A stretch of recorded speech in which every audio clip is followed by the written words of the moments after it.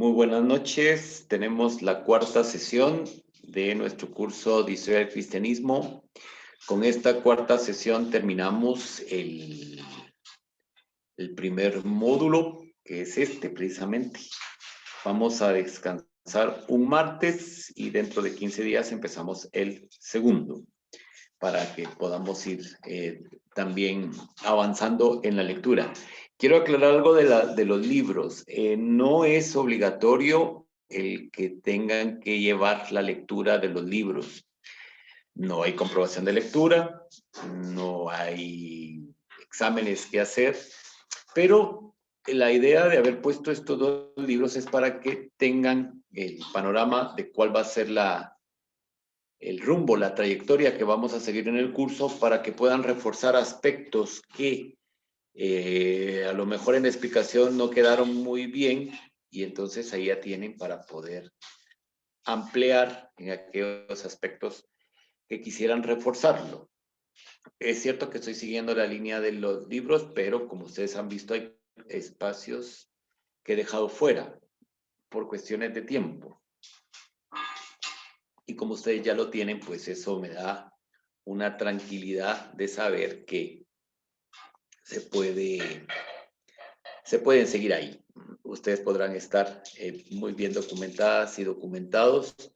Son dos textos que me sorprende la calidad en cuanto a que no hay nada dejado a la interpretación libre de los autores, sino que está debidamente fundamentado. Obviamente, en el caso de Fresel, es un historiador y se nota. Kuhn es un teólogo, pero también se nota esa rigurosidad de la teología, sobre todo alemana, que tanto les he comentado al respecto. Entonces, dicho esto, acuérdense, los libros no es obligatorio leerlos, pero es un complemento, es para que podamos profundizar en los aspectos que no fueron tratados en la clase. Para eso es que se les compartieron. Juan Pablo nos comentó en el chat de Telegram de la existencia de estos textos en la librería Loyola, pero hay que solicitarlos, no son baratos, obviamente, son caros, en Guatemala los libros son caros, y este tipo de literatura muchísimo más, porque no es que esté la gente queriendo comprarlos. Así que si pueden adquirirlos en físico, pues enhorabuena, si no, pues ya tienen las versiones digitales para poder leerlos y me parece que son unas ediciones digitales pues bastante aceptables. No es que sean perfectas, pero son bastante legibles. Hoy tenemos, por tanto, la sesión número 4. Aquí lo que estamos viendo en el fondo es una edificación que se le llama la Cueva de San Pedro, en la región del Asia Menor. Lo he puesto para que sepamos más o menos también por dónde vamos a ir el día de hoy. Antes que nada, vamos a ver si encuentro el cursor o el puntero láser, como le llaman aquí. Bien, entonces hemos estudiado en estas lecciones anteriores, digamos, la esencia del cristianismo. Ya quedamos que es Jesucristo, obviamente, por eso se llama cristianismo. El término Christos viene del griego, que es el Mesías, traducido en español, ¿ya? Y por tanto todo gira alrededor de esta persona histórica, que también hicimos una pequeña pincelada para comprobar, ¿verdad?, su historicidad, es decir, no es una creación de un grupo que se les haya ocurrido ir recreando un personaje conforme van pasando los años, sino es alguien real. Algunos testigos dicen que estuvieron con él, y aquí entra un criterio importante en teología, que es el grado de fiabilidad, es decir, hasta qué punto lo que alguien diga puede ser considerado conocimiento certero. Y esto es bien interesante, ¿saben por qué? Porque nos pasa también en nuestra vida cotidiana, ¿ya? Por ejemplo, los que nos dedicamos a la docencia, ¿ya? El grado de certeza de lo que cada uno y cada uno de nosotros den en el aula dependerá primero del fundamento, segundo de la coherencia del discurso, ¿ya? Y tercero de la actitud de la persona, ¿verdad? Esos son signos de fiabilidad, es decir, ustedes cuando son, y todas y todos nosotros cuando fuimos estudiantes, le creíamos a nuestros profesores y, y no estábamos como pidiendo pruebas, permítame, es que, ay, esto no, no estábamos pidiendo pruebas, sino que nos fiábamos de ellas y de ellos, sobre todo, por ejemplo, en la primaria, donde tenemos a nuestras profesoras y profesores como lo máximo, ¿verdad? O sea, es un sentido de verdad que le demos pues, muy fuerte. Pues lo mismo se aplica, digamos, a este tipo de estudios. O sea, hasta qué punto las personas que estaban dando ese testimonio, su testimonio es fiable. Y esto en la actualidad es muy importante también, sobre todo cuando se trata de testimonios en juicios como el del genocidio, por poner un ejemplo. Y en otros también, pero ese es el que yo tengo como más próximo. Los signos que me dicen que esa persona me está dando un testimonio real y verdadero, para poderlo distinguir de un testimonio falso o erróneo. ¿Ya? Aquí estamos usando categorías tanto filosóficas como teológicas, pero que nos sirven sobre todo en el periodo que estamos estudiando, que es muy alejado del tiempo y donde los testimonios prácticamente escritos son, obviamente, los redactados por los que están diciendo que conocieron a Jesús y que le oyeron. Esto es muy interesante. Esta metodología que estamos aplicando para el cristianismo, lo vemos que se aplica en el caso del Islam. Las universidades islámicas tienen que hacer esa criba entre los testimonios reales y los testimonios no reales. En el caso del cristianismo es bien fácil detectarlo. Vamos a encontrar que todos estos testimonios escritos reales tienen como un denominador en que todo puede ser factible. Y los que son fantasiosos están fuera del canon de los escritos que están dando el conocimiento de lo que dijo Jesús. Lo he puesto de ejemplo, creo que con ustedes ya también yo lo he hecho, de los textos de los libros considerados apócrifos, que son más bonitos en términos de la narrativa que de los textos de los evangelios, por ejemplo. Hay uno que a mí me encanta muchísimo cuando narra la huida de Jesús, José y María a Egipto. Entonces dice que van, ¿verdad? Y luego los vienen siguiendo los de Herodes, porque los de Herodes los están siguiendo. Entonces, como ya les van a dar alcance, viene una montaña, se abre y los traga. Y entonces pasan las tropas, y luego se abre, y entonces ya vienen unos leones a protegerlos, las palmeras se les inclinan, las aves vuelan alrededor de ellos y están vigilantes para poderles avisar. O sea, esa es una narrativa muy bonita, pero no están considerados como reales, entonces están fuera, ¿ya? Entonces ahí ustedes ya pueden tener, digamos, como una variedad para poder entender el por qué se considera que todas estas narrativas son reales. Aquí lo que tenemos es el mapa del primer viaje de Pablo y es importante porque más que la narrativa a través del viaje de Pablo, lo que quiero resaltar con este mapa es Antioquía. Como pueden ver está Antioquía a secas, que es esta, en Siria, y Antioquía de Pisidia, que es en Asia Menor, que es esta. Pero hay una provincia, que es la provincia de Antioquía, que es esta. Entonces, como ven, es un nombre que aparece constantemente. Cuando nos referimos a Antioquía, estamos hablando de esta, que es la de Siria. Por supuesto que el cristianismo también va a expandirse por toda esta región. Y habrá esa distinción cuando digan, Pablo está en Antioquía de Pisidia.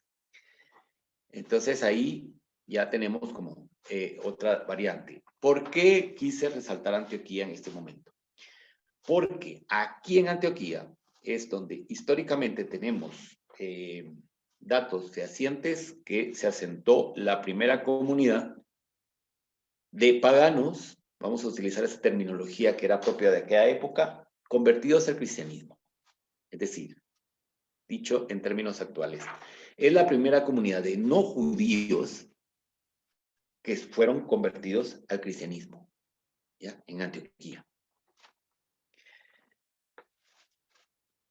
Este hecho que podamos distinguir, que podamos ver, es en Antioquía donde se va a dar esta primera comunidad, donde no aparecen judíos en esa comunidad de cristianos, es la que va a permitir clarificar cuáles eran las relaciones entre los judeocristianos, que sobre todo van a estar asentados en Jerusalén y en algunas comunidades judías de una de las tantas diásporas que tuvieron, con los paganos, entre comillas, cristianos, es decir, los no judíos cristianos. Entonces ahí se empiezan a dar esas distinciones que yo tanto les he insistido. Por eso, y perdonen que prácticamente lo he dicho en todas las clases, yo soy muy crítico con que sigamos utilizando en la actualidad el término judeocristiano.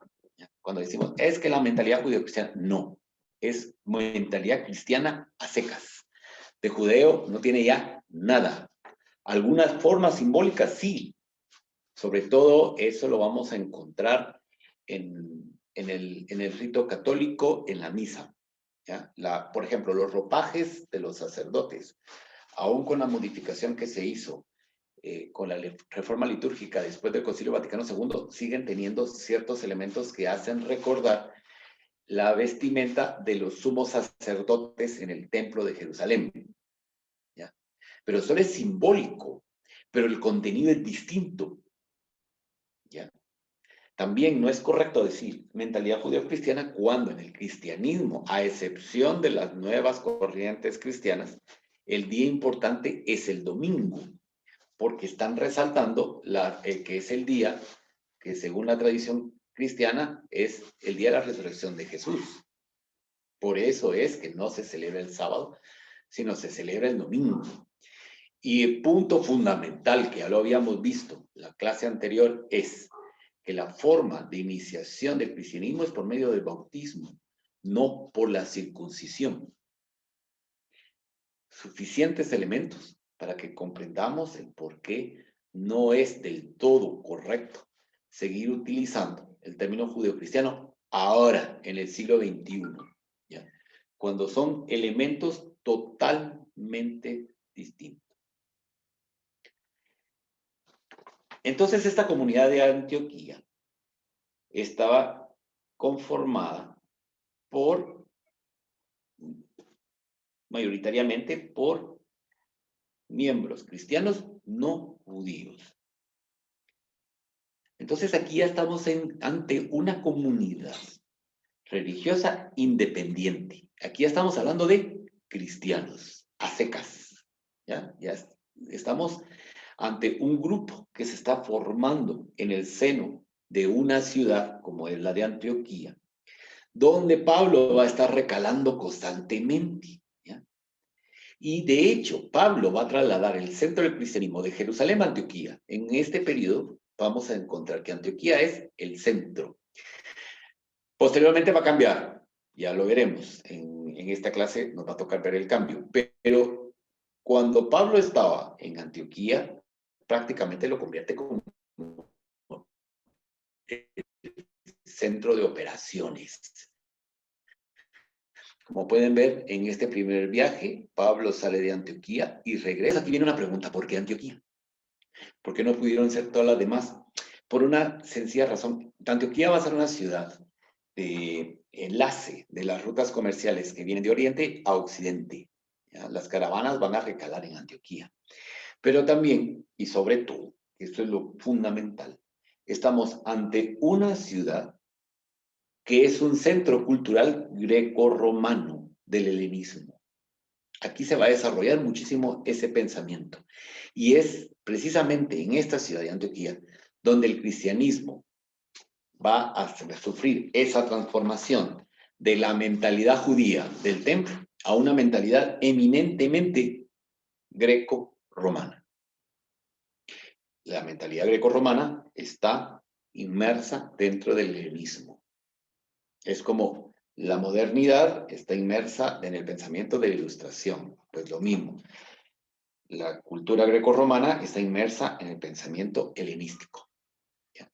Y eso es lo que asegura, por tanto, que tengamos en esta ciudad ese grupo de cristianos que no proceden de los judíos, porque se les está hablando en su idioma, se les está diciendo las cosas, por decirlo de una manera, en sus códigos. No son otros códigos.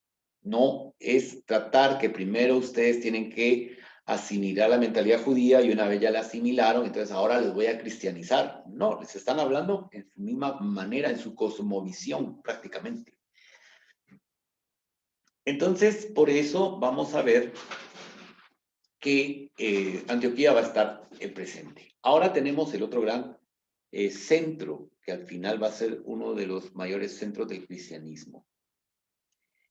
Y es, bueno, aquí hay otro mapa para que podamos ver cómo Pablo hace este famoso viaje que va a estar, esta es la isla de Chipre, en la actualidad está dividida en dos, una es parte de Turquía y la otra es parte de Grecia.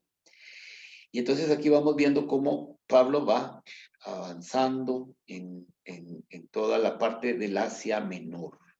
Llega hasta Derbe.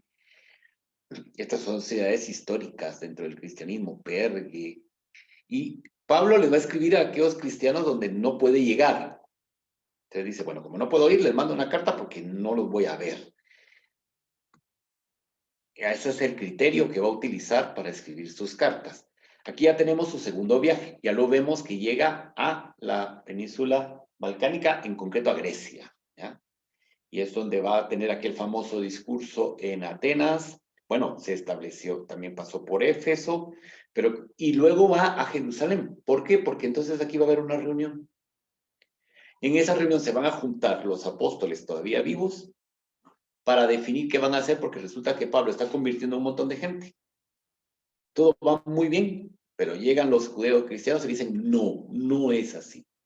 Esto va a provocar muchísimas dificultades, dificultades que Pablo va a ir oyendo en las distintas comunidades que va visitando. Entonces se convocan a todos a Jerusalén, antes de la destrucción, por supuesto. Y es cuando establecen que los cristianos no tienen que seguir las prácticas judías. No están obligados a ir al templo, no están obligados al sacrificio de los corderitos. No tienen que seguir todas las leyes de la purificación judías. Queda fuera todo esto. Lo único que se les prohíbe es que coman de animales sacrificados. Lo único. Y que no rindan culto a los dioses de Roma. ¿Ya? En pocas palabras, de Roma. Y este va a ser su gran conflicto, precisamente. Esta va a ser la región, por tanto, que va a empezar a ser fuertemente cristianizada por los viajes de Pablo, pero también por los viajes de otros apóstoles y de otros discípulos y de otras personas que van a ir fortaleciendo estas comunidades. De hecho, van a haber unos viajes donde llega Pablo y resulta que ya habían unos cristianos, ya les habían sonado campanas porque habían llegado otras personas que les habían dado noticias de lo que estaba sucediendo. Nuevamente, ahora tenemos el tercer viaje, ¿verdad? Otra vez Antioquía, que es el centro, y sigue el avance en el Asia Menor. El Asia Menor es esto, lo que actualmente es Turquía, ¿ya? Esta es la península del Asia Menor. Muy importante, como ven, todas las regiones comerciales son las que son visitadas por Pablo. De hecho, el Mediterráneo va a facilitar precisamente esa expansión. ¿Por qué? Porque hay una gran comunicación. Y por el otro lado, esa comunicación la facilita también lo que se va a denominar la paz romana.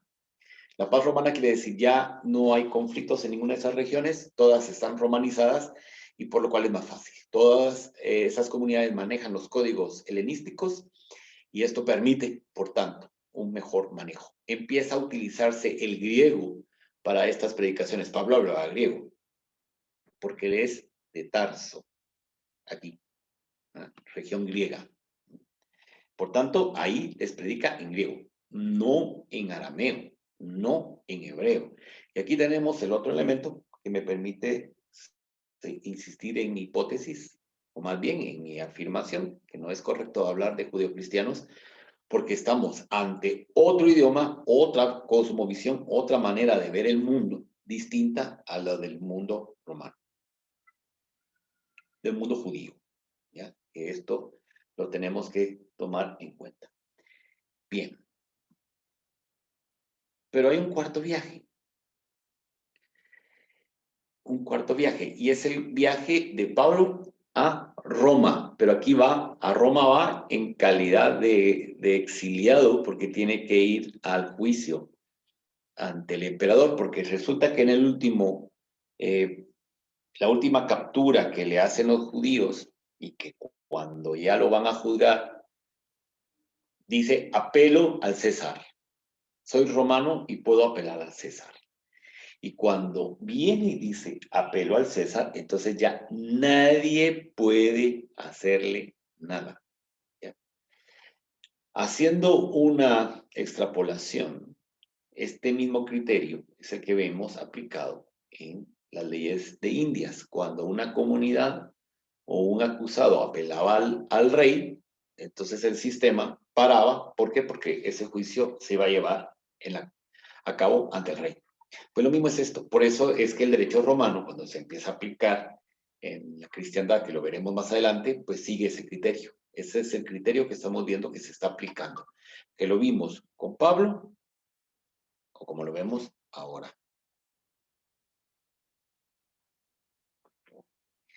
Bueno, resulta que ahora todo me están mandando cosas. Ahora saben de qué. Ay, Dios. Todo el mundo me está mandando la publicación de lo de la ley. Ya lo sé. En fin, sigamos. Aquí, por tanto, Pablo está llegando a Roma. No hay un dato exacto, un papel, un documento, un grafiti que diga, hoy vinieron los primeros cristianos y aquí empezaron. No. Pero hay noticias, sí hay noticias que nos indican en qué año ya aparecen los cristianos. En el año 50 va a haber un tumulto en Roma entre judíos y cristianos, ¿ya? Que va a despertar el interés y las sospechas de las autoridades de la ciudad. Y van a decir, bueno, ¿qué está pasando? Si todos ellos son judíos, entonces ya les aclaran, no, resulta que no, ¿verdad? Porque hay unos que dicen de que tienen un Mesías y la autoridad dice, bueno, pero si esos judíos siempre han tenido un Mesías, pero dicen esto, no, aquí es distinto porque murió crucificado en tiempo, siendo Pilatos el gobernador. Entonces ya, digamos, hay una noticia al respecto. Pero en este año, en este año del 50 también tenemos otro dato que es el famoso concilio de Jerusalén, ese concilio donde pasa lo que ya les dije antes, que no pueden comer carne de animal sacrificado ante los dioses, es lo único que tienen prohibido. Y es bien interesante porque dice, pueden tomar vino, pueden acudir a las fiestas, porque porque ellos son unos más de las gentes, o sea, no les van a hacer cambiar su vida. Eso es sumamente interesante, cómo vemos la acción del cristianismo desde sus inicios, y es, no alteramos la cultura, es más, nosotros nos metemos en esa cultura. Si ahí celebran con vino, pues se celebra con vino. Si ahí se baila para dar fiesta, las bailan. Y entonces esas fiestas las empiezan a cristianizar, poco a poco, poco a poco. Ya cuando llegamos al siglo IV, ya está bastante avanzado ese proceso de inculturación, que es el término que se utiliza. Cómo se va inculturando el cristianismo en las ciudades, culturas, pueblos, a donde va. O sea, no los transforma, sino se adapta. Esto va a tener una serie de detractores también, ya lo veremos en su momento. Por ejemplo, cuando nos toque hablar de la llegada del cristianismo a India, y entonces vienen los jesuitas y dicen, bueno, estos vamos a hacerles un rito que es el rito malabar. Pero después de Roma le llegan a decir, no, no lo pueden hacer, y hay una gran discusión. Ya vimos en la clase inicial cómo había que diferenciar la esencia y la no esencia. Y también lo recalcaba el autor, esencia y no esencia conviven, van paralelos. Entonces no lo olviden, siempre vamos a encontrar aspectos que podríamos decir que son luces junto con sombras. Prácticamente desde los inicios esto va a estar presente. Bien, según la tradición, el que inicia el cristianismo en Roma es Pedro. Las fuentes iniciales, y todavía siguen siendo para el cristianismo católico, las fuentes de el magisterio, que así se va a denominar, son las Sagradas Escrituras y la tradición, al mismo nivel. La tradición va a ser muy importante dentro del cristianismo y sobre todo en el periodo que estamos analizando ahora. Entonces, esa tradición apunta que Pedro pudo haber llegado en el año 42 o 43 a Roma y va a establecer ahí una comunidad. Tenemos una primera carta de Pedro a los romanos, que es del 63 al 64, pero tenemos también su martirio en el año 64. Martirio que va a acontecer cuando se produzca la persecución de Nerón, donde también va a morir Pablo. Pedro muere crucificado porque no era romano, Pablo muere decapitado porque es romano. Un romano no podía morir en la cruz. Para ellos era lo más humano morir decapitado, ¿ya? Y por eso es que vamos a encontrar en Roma asociado a Pedro, pero también a Pablo, ¿ya? Ambos siempre van a aparecer. Desde el inicio, por tanto, también encontramos otro signo distintivo del cristianismo que es su carácter de martirio. Estamos hablando del año 64. Y acuérdense que la era cristiana se empieza a contar desde el año del nacimiento de Cristo. Por tanto, no han pasado 31 años de la muerte de Cristo y ya tenemos a los mártires Pedro y Pablo y otros más, por supuesto, otros muchísimos más que van a ser asesinados precisamente por sus ideas cristianas.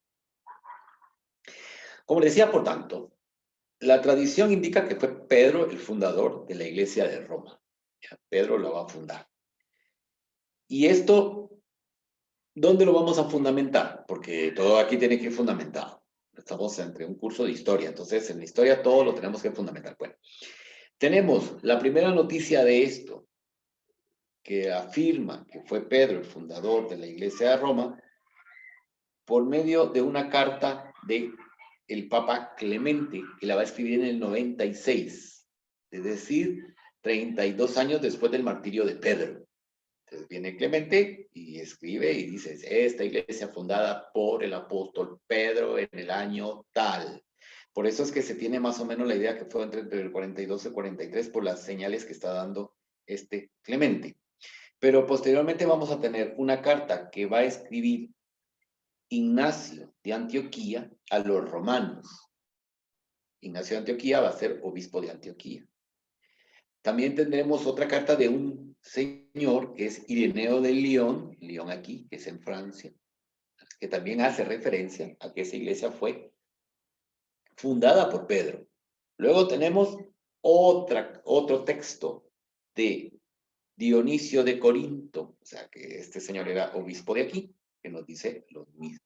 Y así podríamos seguir enumerando otros autores que ustedes en el texto van a poder profundizar qué es lo que cada uno dijo y por qué está afirmando que la iglesia de Roma fue fundada por Pedro. Y aquí empieza un concepto que va a ser trastocado en la Edad Media, y es un concepto griego, que es el primero entre sus iguales, que en latín se decía primus inter pares. O sea, entre sus iguales, los apóstoles, el primero es Pedro. Y también va a surgir aquí esa tradición que, como los apóstoles, o sea, los 12, van a ser quienes diseminan la iglesia o el cristianismo por todo el mundo romano y algunos van a llegar hasta la India,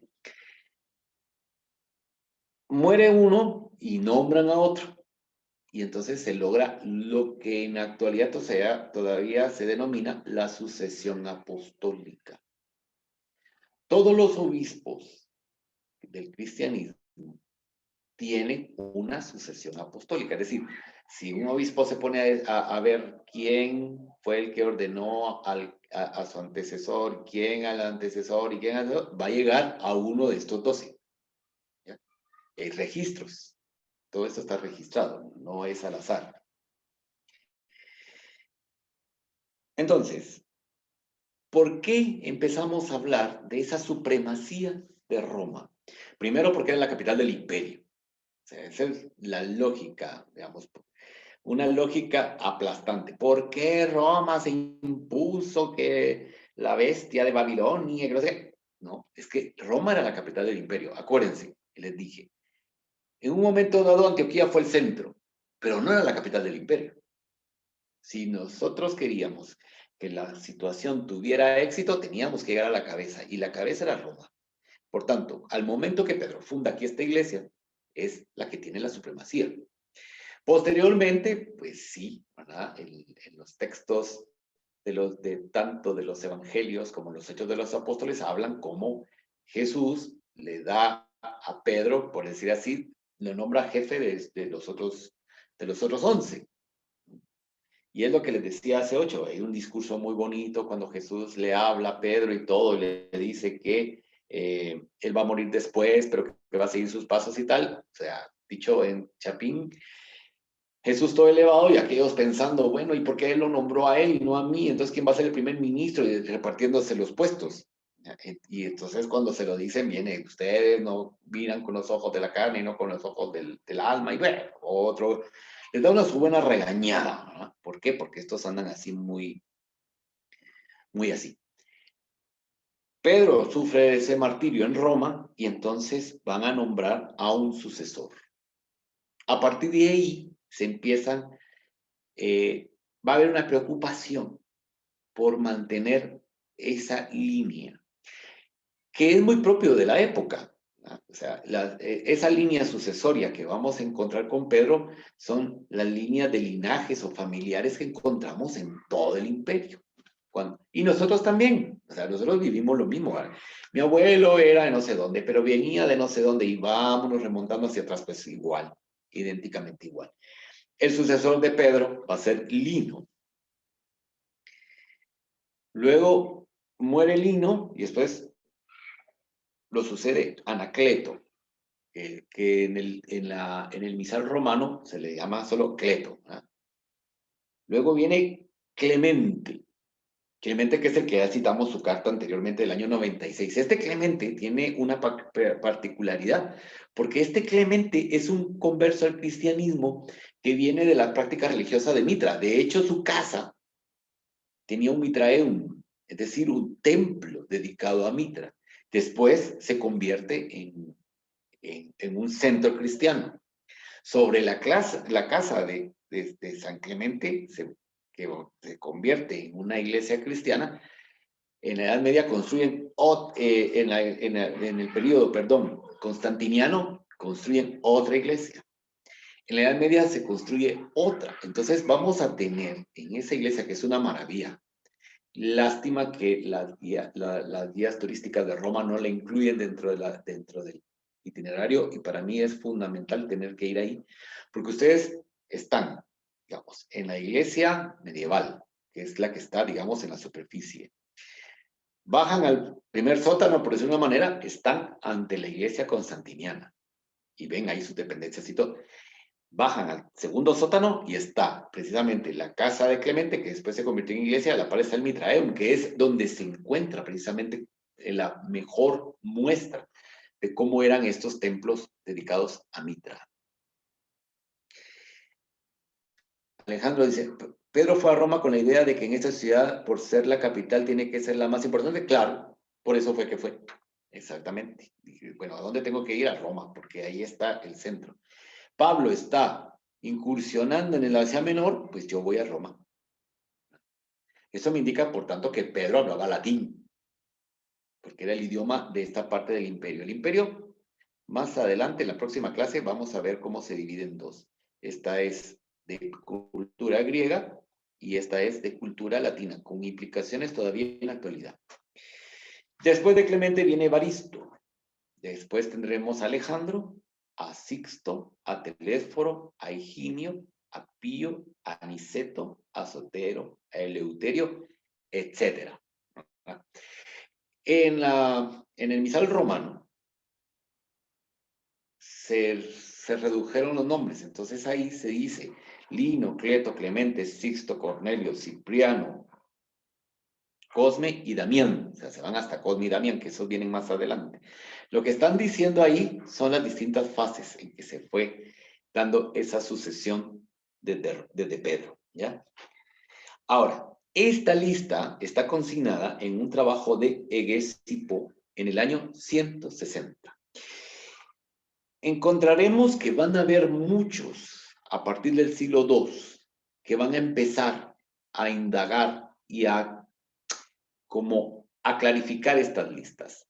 No desde una visión histórica, no son historiadores, sino desde una visión de fe. Lo que quieren es probar que la iglesia de Roma viene desde Pedro y por tanto tiene la sucesión apostólica. Eso es lo que quieren probar. Aquí no les interesa tanto en qué año fue. Por eso es que en las listas que vendrán posteriormente vamos a encontrar que no tienen el año. Entonces se hace por aproximación. Por algún texto que se encontró cuánto vivió aquella persona y tal. Y entonces no hay esa certeza. En el 180 vamos a ver que Ireneo también va a hacer su compilación para ponerlo al día después de 20 años que se había hecho. Eusebio de Cesarea es el primero que estableció las fechas de los obispos de Roma. A partir de Eusebio de Cesarea, para acá, se sabe las fechas. Por tanto, vamos a tener un periodo de vacíos en cuanto a las fechas exactas del inicio y el final de su pontificado del año 64 al 217. A partir del 217 para acá, ya se sabe. Ya están, digamos, los copistas o los amanuenses dicen, bueno, ahorita empezó fulanito, tal año. E hizo esto, terminó en tal año. Lo sucedió venganito. Entonces hay una sucesión. Esto va a tener algunos problemitas en la Edad Media, sobre todo cuando tengamos 4 papas. Pero gracias a esa lista es por lo cual se supo quién tenía que ser considerado el papa. ¿Por qué? Porque dependía de quién era el sucesor del anterior, lo que les decía antes, ¿no? No como que salió porque se lo nombraron, ¿no?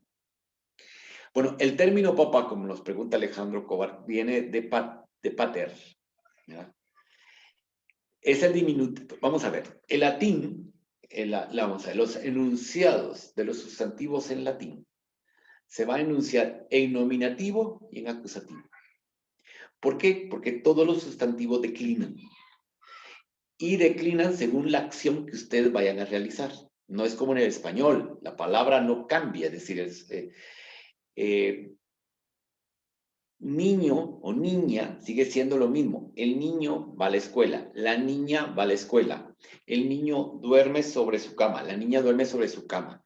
El niño recibe un juguete, la niña recibe... ¿Ven? Niño, niña no cambia, niño, niña no cambia. En latín sí. ¿Por qué? Porque la acción de ir es acusativa.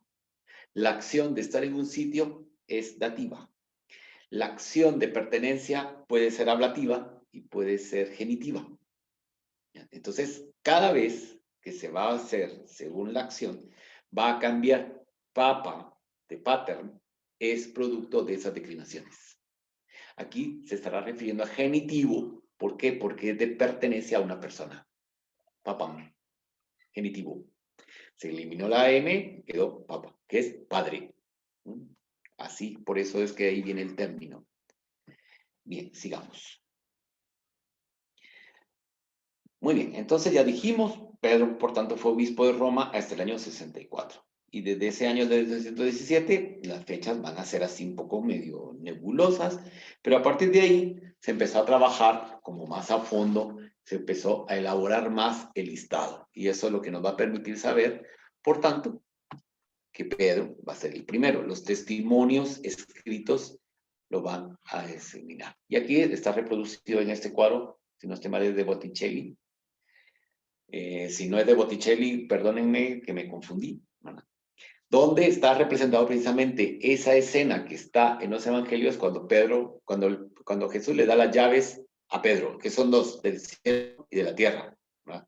Para que ate y desate, según dice el texto.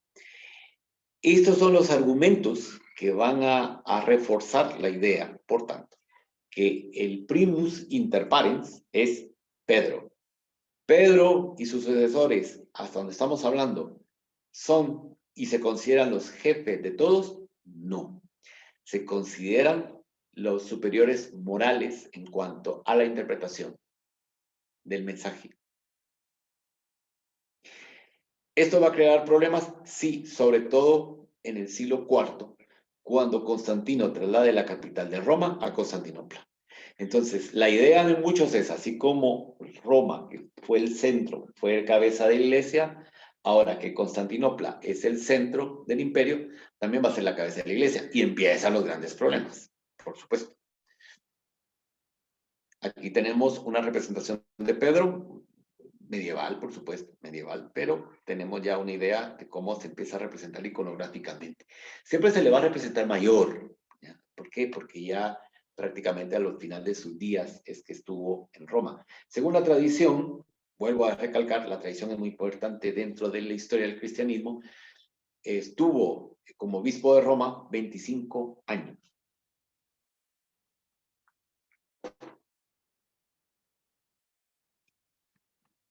Y aquí tenemos la tumba de Pedro, que está bajo el altar mayor de la Basílica de San Pedro, que va o fue edificada sobre la colina vaticana. En la colina vaticana era el lugar de ajusticiamiento de los que iban a crucificar. Por eso es que ahí está. Y entonces aquí viene la cuestión. Bueno, si ahí ajusticiaban a la gente, quiere decir que ahí enterraban a los ajusticiados. Sí, precisamente, sí. Hay una cantidad de huesos impresionante, ¿verdad? Todavía en esa región. Si se ponen los arqueólogos ahí, empiezan a ver que hay más. O vestigios, digamos, de sepulturas no tan elaboradas, pero digamos que a los arqueólogos, ustedes saben que manejan estas técnicas para poder distinguir de las tierras que sí era el original, que fue alterado y tal. Por lo cual no podemos decir, aquí están los huesitos de Pedro, y no. Pero fíjense ustedes que hay una inscripción muy importante. Como siempre, bueno, a partir del siglo XIX se empieza a dudar de todo. Y entonces, una de las dudas va a ser, bueno, entonces ahí no está sepultado Pedro. Empiezan otros trabajos arqueológicos y van a descubrir una piedra y con una inscripción en rojo que dice, Ici Petrum est. Traducido en español es, aquí está Pedro. ¿Ya? Entonces, es un grafiti. Es un grafiti que así hicieron sus pruebas y sí, viene del periodo que se calcula que fue que estuvo Pedro ahí. Entonces, esa piedra le da validez y que está precisamente en las catacumbas de la basílica. Esta es la vista desde la balaustrada, es decir, dentro del interior de la basílica. Y esta es la vista de esa tumba desde las catacumbas. Como pueden ver, ahora es protegida con vidrio. ¿Ya? En mis épocas no, uno podía llegar hasta aquí, pero ahora ya no. Esto se va a hacer cuando se hace la restauración en el año 2000, bueno, previo al año 2000 por el jubileo. Ya cuando ya fui al jubileo ya estaba esto. Aquí ya no se podía entrar, pero antes sí. Era impresionante, era impactante. Estas catacumbas, aquí van a ver ustedes, si algún día llegan a verlas en persona, tumbas de muchos papas y también de mártires. Y aquí está un cuadro ya para poder ver lo que decíamos de esa línea sucesoria de Pedro, ¿verdad? Lino, Anacleto, Clemente, Evaristo, Alejandro I, Sisto I, Telésforo, Higinio, Pío I, Aniceto, Sotero, y siguen otros más. Estos cuadritos que están aquí los pueden ver en en el interior de la Basílica de San Pablo Extramuros. Entonces vino una cosa bien interesante. Resulta que a medida que se iban acercando, bueno, a nuestros tiempos, iban disminuyendo los espacios vacíos. Entonces surgió la idea de que cuando se ocupara el último espacio con el último papa, era el fin del mundo. Y ahí vienen también las profecías de San Malaquías que empezaron a hablar, que empezaron a asociar, y entonces aquello se volvió un marimón. De hecho, ahora que fue electo el último papa, que viene de la orden de los jesuitas, y los jesuitas a su superior se le llamaba el Papa Negro por el hábito negro que utilizaban, entonces empezaron a asociarlo con la profecía de San Malaquías. Por tanto, según esa profecía y según la interpretación de estas gentes, este sería el último papa. Aquí ya vemos entonces un mapa de la expansión. El principal centro de difusión del cristianismo va a ser Oriente. Aquí es donde se empieza a expandir con mayor fuerza el cristianismo. De aquí va a saltar a la península balcánica, de aquí salta a Roma, y el último lugar, digamos, de cristianización va a ser el occidente, que es este, ¿ya? Por tanto, la mayoría de las sedes importantes cristianas están en Oriente, y aquí lo podemos comprobar. Jerusalén, Alejandría, Antioquía, Salamina, Éfeso, Constantinopla más adelante, Heraclea, Roma, por supuesto, bueno, Cartago, y ven, en el siguiente recuadro, en el occidente solo está Arles. Miren la cantidad de sedes importantes y patriarcados que hay en Oriente, y miren, en Occidente, solo, fuera de Roma, solo está Arles. Entonces eso nos dice. Áreas fuertemente cristianizadas antes del 300 es esto. Aquí lo pueden ver. Estos son fuertemente cristianizadas. Esto no quiere decir que las demás regiones no estuvieran ya comunidades cristianas, pero las más fuertes son estas. ¿A qué me refiero cuando hablo de regiones más cristianizadas o fuertemente cristianizadas? A que ya vamos a encontrar ciudades donde son mayoría de cristianos o totalmente cristianos. Y esto va a ser gracias no solo a la predicación de Pablo, a los apóstoles, los discípulos, sino también de los marineros, de los comerciantes, de los esclavos, de las esclavas, que van a estar propagando el cristianismo por todo el imperio. Y como hay vía libre hasta ahora, después ya vendrán las persecuciones y eso ya va a marcar, digamos, ciertos límites a este avance del cristianismo. Iglesias cristianas presentes o existentes en el siglo I después de Cristo. Entonces aquí pueden ver Jerusalén, que va a desaparecer después del año 110, Damasco, Antioquía, Tarso, Colosas, Éfeso, Nicea. Nicea va a ser importante porque aquí se va a producir un concilio que es del cual va a emanar el credo, que todavía se reza.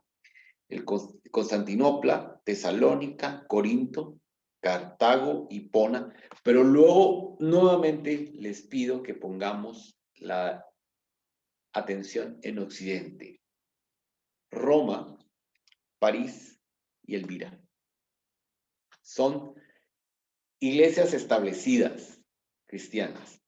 Regiones donde había llegado la predicación cristiana a finales del siglo III. Aquí ya lo vemos. Ya llegó a Hispania, la Galia, la Germania, Italia, ¿verdad? La Dalmacia, ¿verdad? Tracia, y bueno, no digamos aquí, ¿verdad? Que es fuertemente, como pueden ver, regiones fuertemente cristianizadas a final del siglo III, todo el Asia Menor, como pueden apreciar. Gran parte de Grecia, la parte central de Italia, sobre todo en Roma, ¿verdad? Y en esta parte también del Adriático, el norte de África, especialmente en Cartago, en Hipona, Elvira, toda la región sur, ¿verdad? Que va a estar fuertemente cristianizada, ¿verdad? Aquí también en la marca hispánica y en la parte aquí del occidente francés, fuertemente cristianizada, y tenemos comunidades cristianas en Inglaterra. La conversión de Inglaterra es muy, muy apasionante, ya lo vamos a estudiar. ¿Por qué llegan a él los cristianos? son de las cosas que yo le denomino las luces. Bueno, lo denomino aquí uno yo. Este es un cuadro, una línea del tiempo que me parece sumamente interesante, pero es que aquí está. El cristianismo precentralizado, es decir, antes que se llegase a la centralización del cristianismo que va a ser en Roma, por supuesto. 29, si se restan los 4 años que se duda de la cuestión del tema del error, digamos, en cuanto a la datación, la resurrección de Cristo, que es donde marca el inicio de todo. Los concilios de los obispos coiguales o prepapado en el concepto de el primus inter pares, que abarca el 29 al 509. Persecuciones de los romanos, que van a empezar en el 64 y van a culminar en el 313. Intento de exterminar el cristianismo con muchísimo más fuerza, lo veremos del 230 al 313.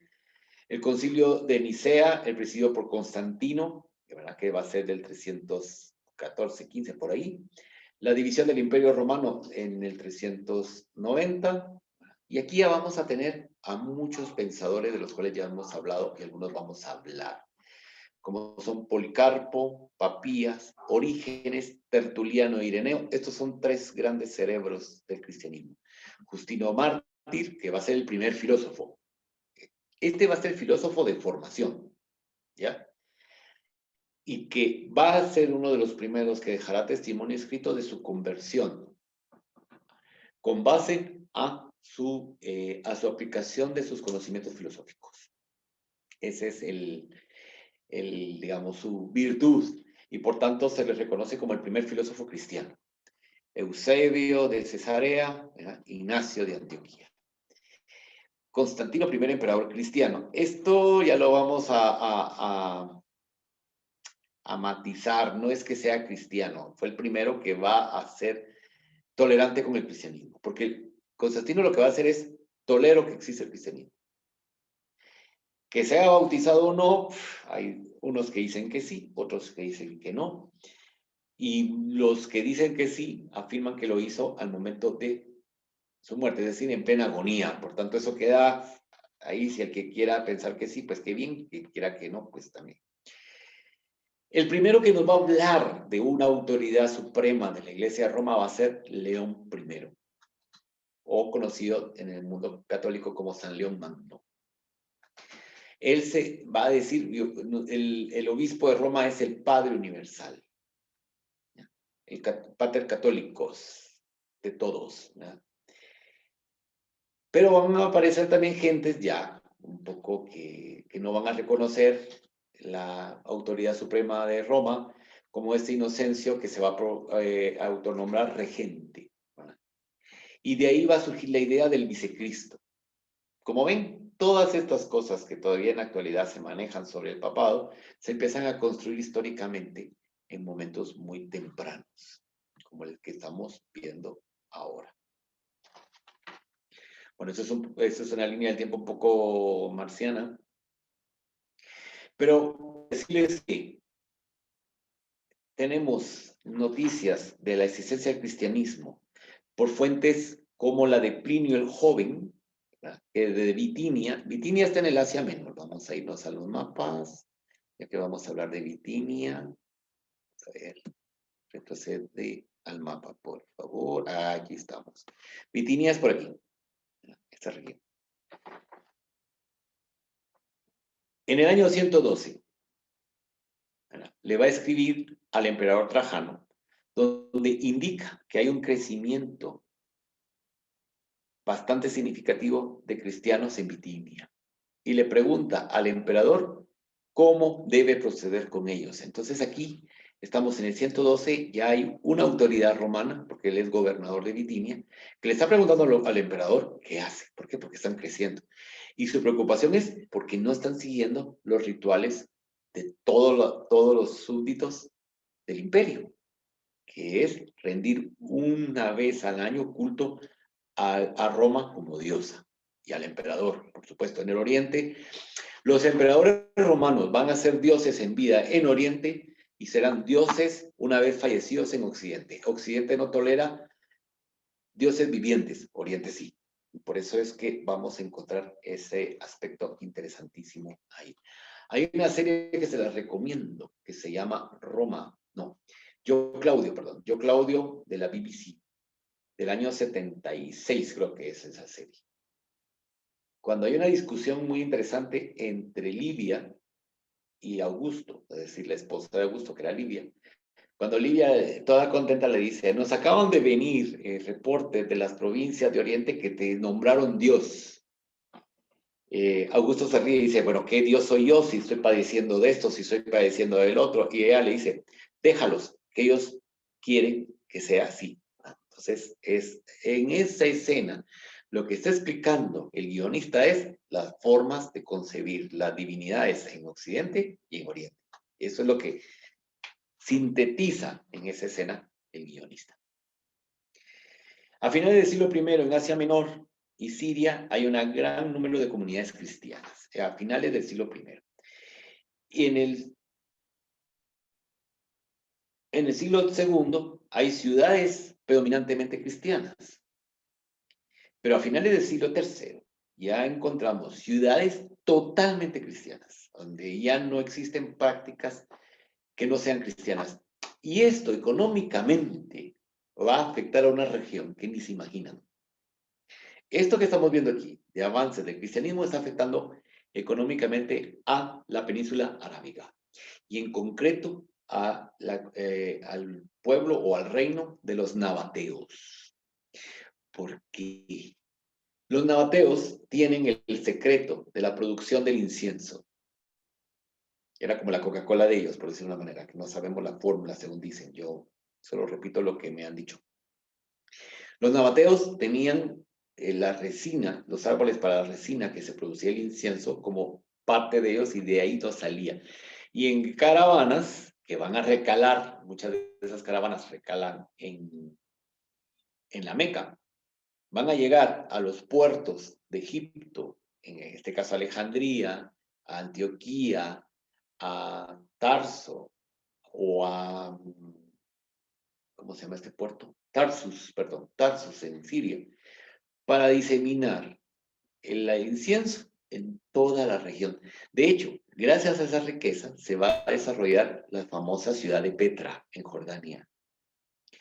Cuando esta región del imperio, que va a ser la más rica, que ya se los había señalado, se convierten prácticamente en cristianos, dejan de consumir incienso.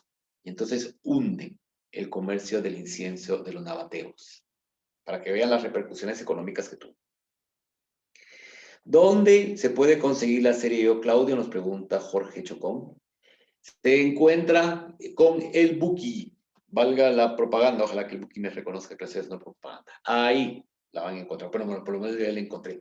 Si la encuentra, me avisa porque yo la regalé y entonces la quiero reponer. Bien, entonces para que vean lo interesante que es todo esto. En Mesopotamia tenemos la conversión del rey Abyaro de Edesa, y es donde vamos a encontrar también una capilla muy antigua en el Éufrates, como por aquí, cristiana, que data del año 232. O sea, ya en el siglo III tenemos que hasta aquí está una expansión entre el Tigris y el Éufrates del cristianismo muy fuerte. Egipto va a tener su centro de cristiano en Alejandría. ¿Ya? Y esta sede se va a consolidar por parte del obispo Demetrio, que va a ser un patriarca, entre el año 188 al 231. No tenemos noticias escritas cuándo es que tenemos ya una comunidad cristiana en Alejandría. Lo interesante es que, vamos a ver, hay una pregunta en el chat, ya estamos por terminar. Bueno, en YouTube dice que está por capítulos, al menos hasta el 10, nos dice Jimena, nos dice que está. Lo voy a buscar, qué bueno que me lo dijo. Jorge nos pregunta, ¿y la definición de papa como Petri Apóstol y Postetan Acipiens? Calma, pueblo, que ya vamos a llegar. Y esto se va a reafirmar sobre todo cuando se traslade la capital de Roma a Constantinopla. Ahorita todavía no estamos, por eso es pre-centralismo. Ahorita todavía estamos en esas comunidades. Cada una de esas comunidades son una iglesia que ven al obispo de Roma como el primero entre sus iguales de los obispos y arzobispos. Hasta después que así dice, no, señores, vamos a poner orden.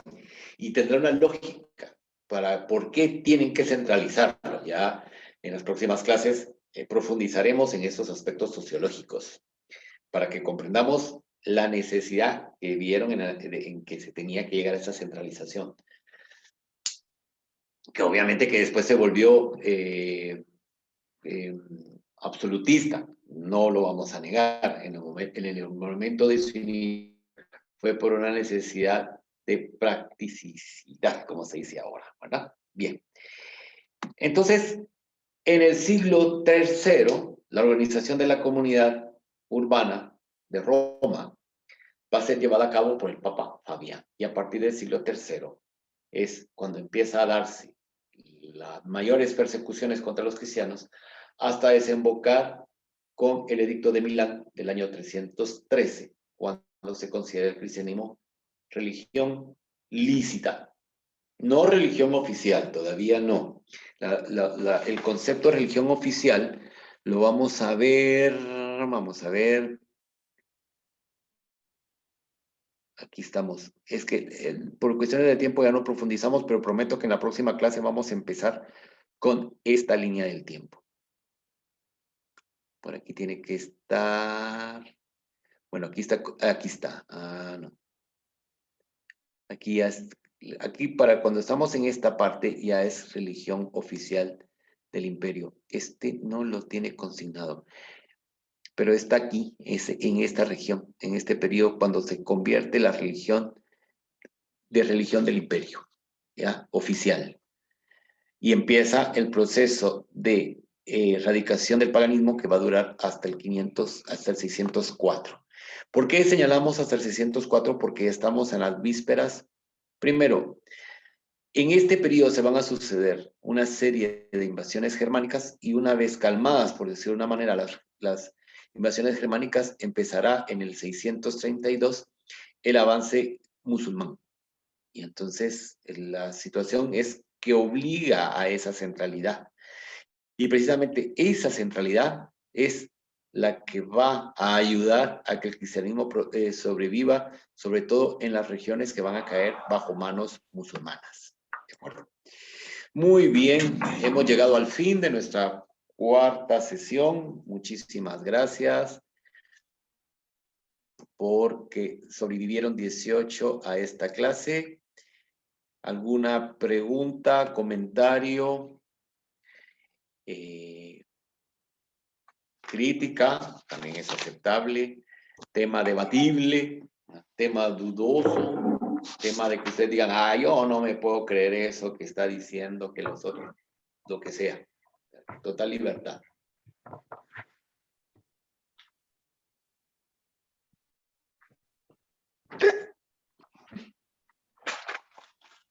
¿Alguien o no?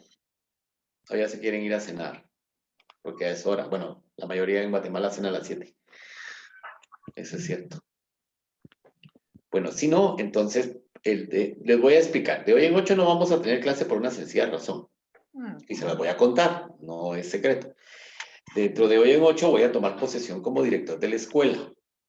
Y entonces no me va a dar tiempo a preparar la clase como ustedes se merecen. Y por eso es que no voy a poder dedicarle el tiempo. De hecho, ya empezaron las primeras cuestiones así de ajustar pues, de la situación para todo lo que va a pasar. Tenemos el tema de la ley de patrimonio, entonces estoy trabajando en esto para que podamos tener ya una postura una vez empiece mi gestión.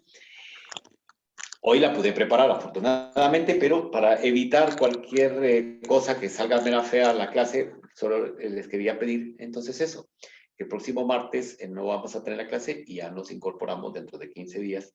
Y ya empezamos la parte de los mártires, los padres de la iglesia, nos vamos a centrar en eso.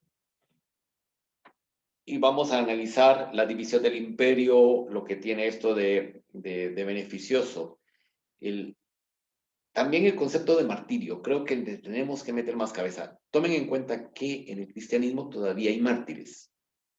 O sea, no pensemos que los únicos mártires que hubo fueron los de Roma, los que están en la película de Cuba y tal, sino que todavía muchas comunidades en África y en Asia están sufriendo martirio. ¿Ya?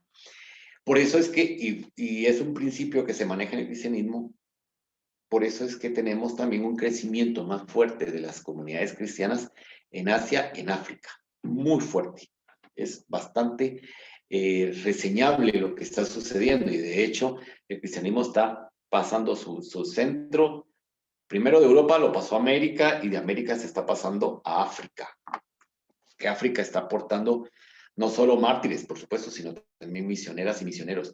Aquí, en la comunidad donde yo vivo, la comunidad católica de aquí, tenemos un sacerdote que vino de Gambia, imagínense, y él está aquí haciendo su trabajo misionero. O sea, tenemos misioneros africanos que están viniendo a América, muy interesante, y es un padre impresionantemente lúcido en cuanto a las cosas que cuenta.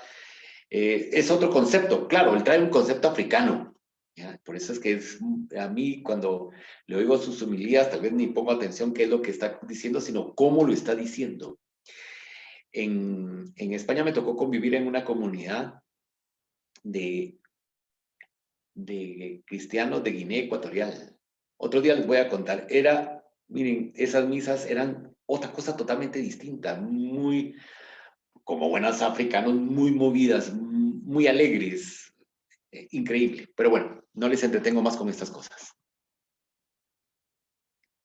Escucho los mártires de la iglesia en Irak, lo dice Carlos, efectivamente. Ahí, con lo del ISIS también hubo muchos mártires. ¿Se acuerdan que hubo una transmisión pues bastante horrenda de un martirio que hubo ¿dónde fue? En Siria, que cómo los degollaron a los mártires. Y ahí están, pueden ver en YouTube, ¿verdad? En fin, ¿algún comentario más? Si no, damos por cerrado.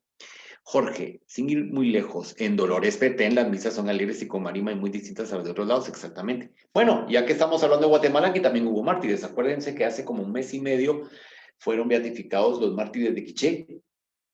Estamos hablando que son mártires del siglo pasado, de la segunda mitad del siglo pasado. O sea, no nos vayamos tan lejos al África, al Asia, sino que aquí también es una tierra que ha dado muchos mártires. ¿Alguna otra situación? Bueno, Marta nos dice que es terrible y triste, efectivamente. Por eso vamos a analizar ese concepto del martirio en la próxima clase que va a ser dentro de 15 días. Yo de todos modos se los voy a recordar. Que pasen muy buenas noches, muchísimas gracias por estar aquí, por su constancia y por su dedicación. Y si pueden, pues repásense los textos. No es fuerza que lo lleven lineal. A lo mejor alguien puede decir, a mí me interesa saber cómo era en la Edad Media, pues entonces se va a la parte de la Edad Media. A mí me gusta más la modernidad, pues se va a la modernidad. Los libros para eso están. Que pasen muy buenas noches y un gran abrazo y cuidarse, por favor, cuidarse del COVID y nos veremos el